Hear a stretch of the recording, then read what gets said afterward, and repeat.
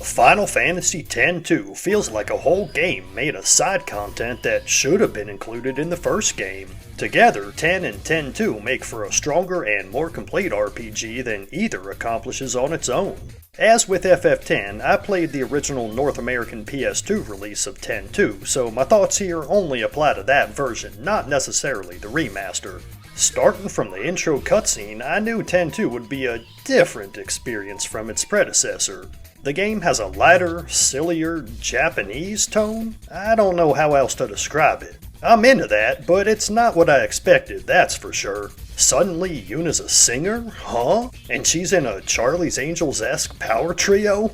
Of course, this is all explained soon enough, but even so, the story is convoluted and doesn't make much sense. By the end, I had little idea what was going on, but that's okay. As I've said in previous videos, stories are not the main reason I play JRPGs, and I'm cool with silliness, especially when it makes the gameplay more fun. For the most part, that's true with Final Fantasy X-2. 2 years after defeating Sin, Tidus is nowhere to be found. For some reason, I'm still unclear on why, and Yuna and Riku have formed a group of sphere hunters, which are essentially sky pirates who search around the world for spheres of all sorts. At first I got quite the Skies of Arcadia vibe, though that game is far superior to X-2.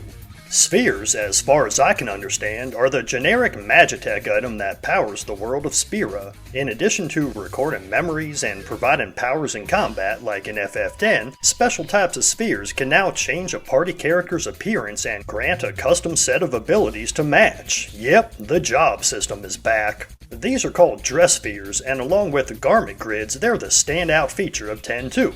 A garment grid is a representation of the dress spheres a character can use. Each has a certain number of slots where dress spheres can be placed, and they also come with passive bonuses as well as special bonuses that activate when switching between certain dress spheres in combat. In general, I found dress sphere switching to be largely a waste of time. I'm sure I could have gotten into this mechanic if I wanted, but the long animations and the fact that switching a dress sphere takes a character's entire turn made me want to stick to a single dress sphere per character per battle as much as possible. This is all well and good since X-2 is just as easy as FF10.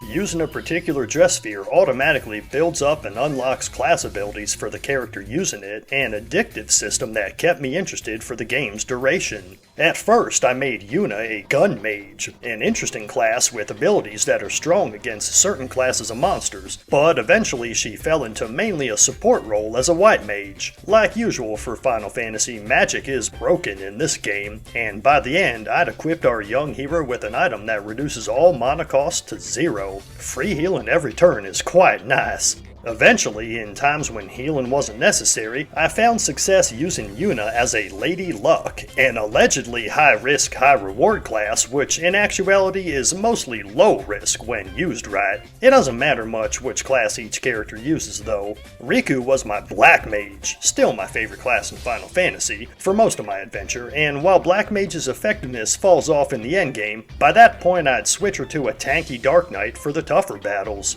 I used Pain, a new character and a third-party member, as a high damage dealing melee warrior for about half the game, again until I unlocked the Dark Knight dress sphere. After that, I kept her as a Dark Knight and never looked back. Dark Knights have a ton of HP, especially with an HP boosting accessory equipped, in addition to high damage, and using them makes most battles a joke. Of course, it helps that I did as many side quests as I could find at the start of each chapter, which boosted my level far above where it needed to be for the main story content.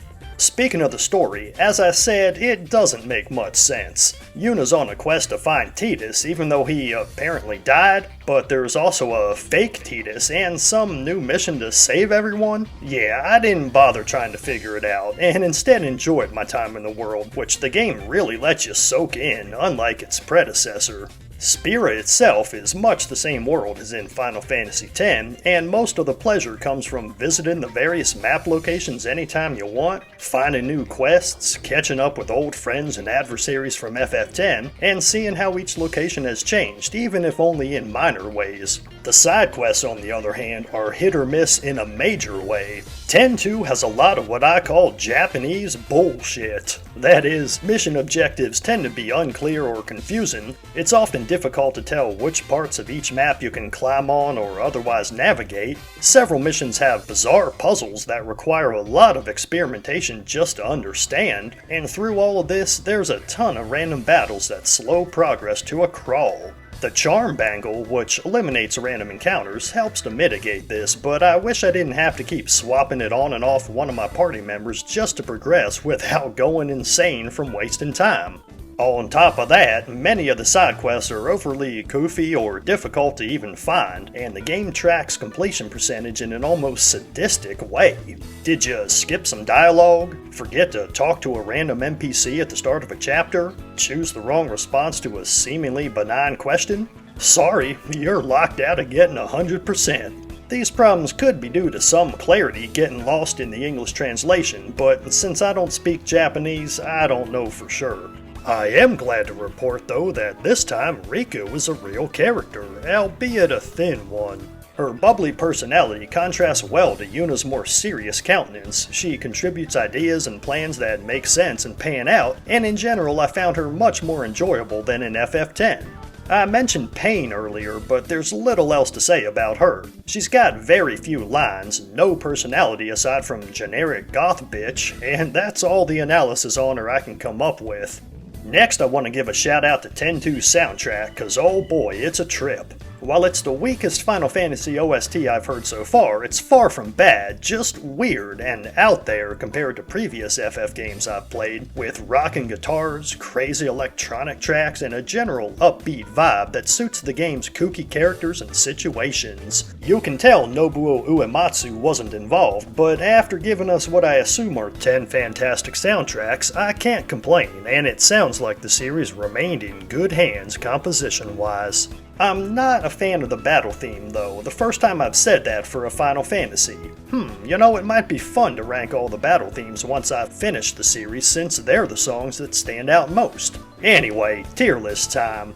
All in all, I spent less time with 10-2 than its predecessor, about 33 hours, and got 76%, which was about all I could stomach. It started off super fun, but around 2/3 through, I was getting tired of the aforementioned JRPG bullshit and bizarre mechanics. It ain't nearly as bad as the general online fan reception had me thinking, but it's also not on par with FF10, except perhaps for the fantastic Terrasphere and chapter-based side quest systems. So while it may be the weakest Final Fantasy I've played so far, I nonetheless like it quite a bit and look forward to replaying it someday, maybe even going for 100%.